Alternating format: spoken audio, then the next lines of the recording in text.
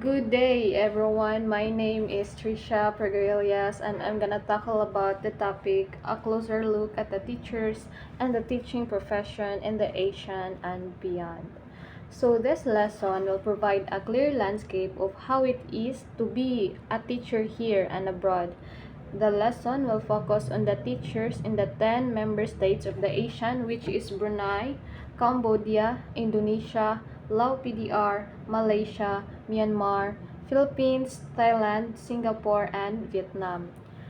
So, teaching as a profession will be the focus of this lesson to provide a clear view of professional practices for purposes of comparison and development of mutual respect among countries.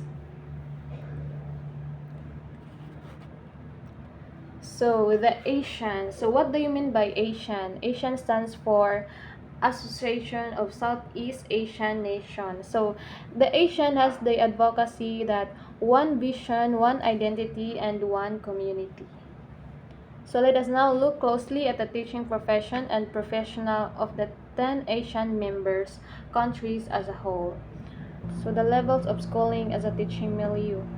In all the countries in the ASEAN, the levels of formal schooling in the educational system are primary level, secondary level, and tertiary level.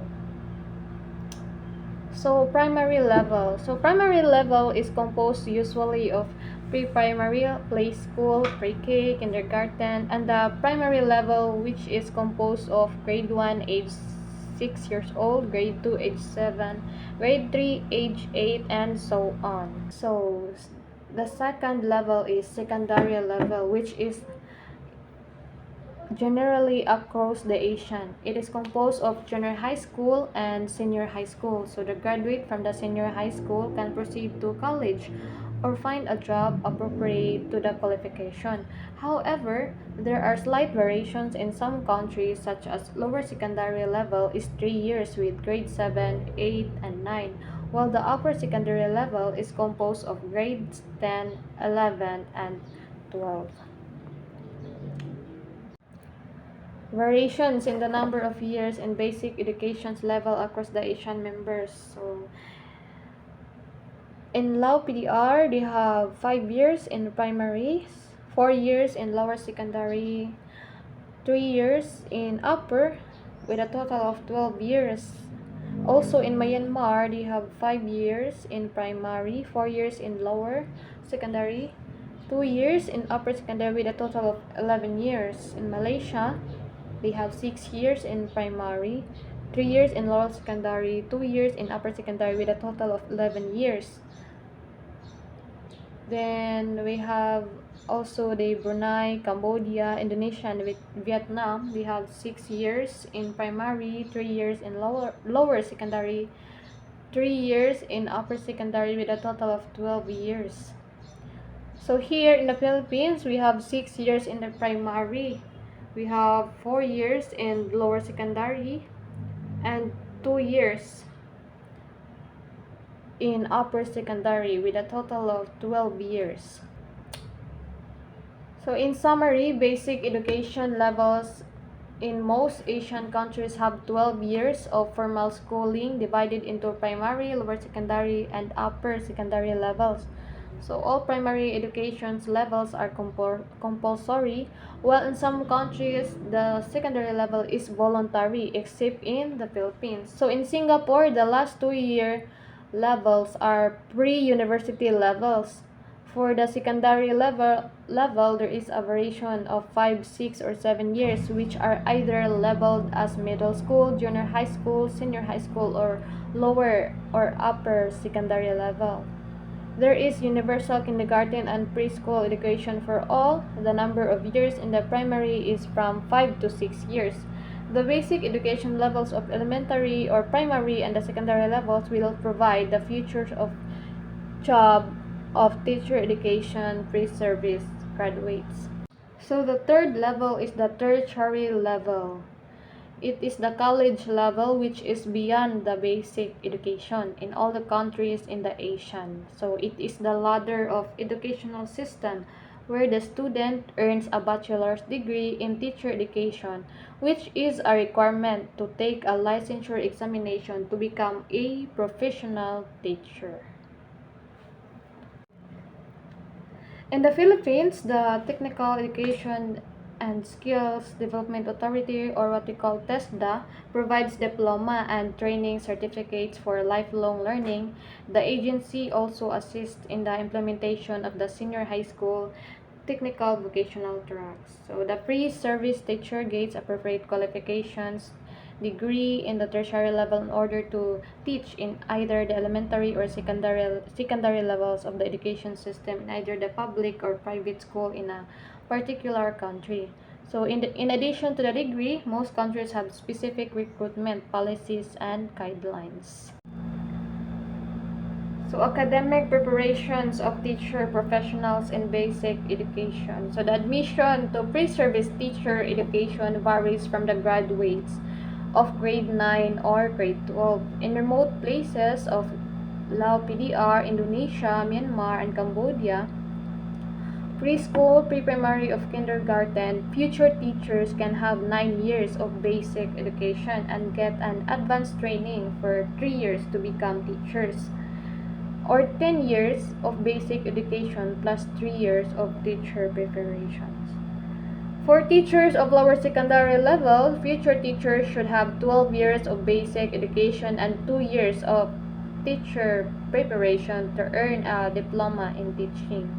For upper secondary level, the requirement is 12 years of basic education plus 4 to 5 years of teacher preparation to earn a bachelor's degree. So almost all teacher education provides a teaching practicum, student teaching, or field experience course. So this will provide them the opportunity to apply the theories and concepts in the content and pedagogy courses in real class situation. Components of teacher preparation. Qualified, professionally trained, motivated, and well-supported teachers are the key to quality education. So the future teacher academic preparations should be responsive to this call. Common to all the Asian countries are four important components which are being addressed in the preparations of teachers. So the first one is the general knowledge and understanding. So this cluster of knowledge and understanding are embedded in the general education or liberal arts education subjects in college as a preparatory to the core content subjects in the professional education. So the cluster of subject in the liberal education provides the development of the personhood of the future teacher. The second component is pedagogy. So this component provides variety of teaching delivery approaches beyond the traditional methods of teaching. So the more innovative methods including student-centered approaches, cooperative learning, project-based learning, and many more based on international values to enhance peace education, sustainable development, respect for diversity, inclusive education, and global citizenship. Pedagogical theories and principles are also included. So pedagogy focuses on how to teach, not just what to teach. So the third one is teaching practicum or experiential learning. So in this cluster, knowledge, theories, principles, and pedagogies learned are validated in real-life situations as teachers. So in all Asian countries, teaching practicum and experiential learning are required as a component of training or for certification to teach. So teaching practicum, experiential learning, it is also known as practice teaching. This is where future teachers apply their learning in real classrooms under the supervision of experienced mentors. So it is a required component for graduations or certification in all Asian countries.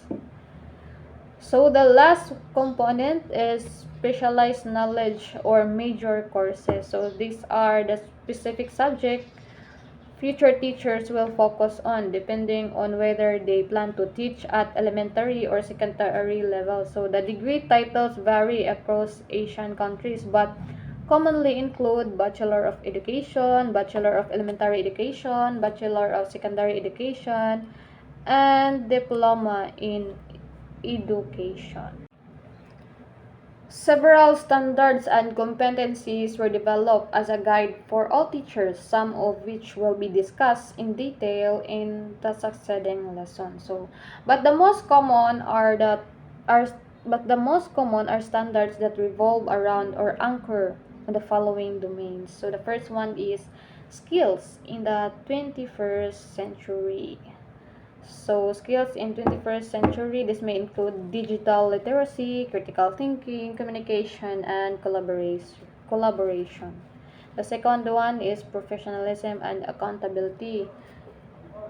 Ethical teaching, commitment to student development, and lifelong learning. So we have also the pedagogical competence. It is the ability to design, implement, and assess effective lessons. Then teacher characteristics or qualities like patience, empathy, adaptability, and integrity. Then the last domain is the knowledge competence, which is the mastery of the subject content and ability to make it understandable. The teaching profession practices in the ASEAN. So there are three major responsibilities of professional teachers across the different countries. These are actual teaching, management of learning, and administrative work. So all these responsibilities have to be carried out in the teaching hours required, which is 6 to 8 hours per day, 44 to 45 hours per week, and 4 weeks per month, and 10 months per year. In between the teaching days are holidays specific to the country, which may either be civic holiday or religious holiday. So actual teaching, it refers to the time of engagement of the teacher with the learner. So this happens within the official teaching hours. So the actual teaching hours vary from country to country and from school to school.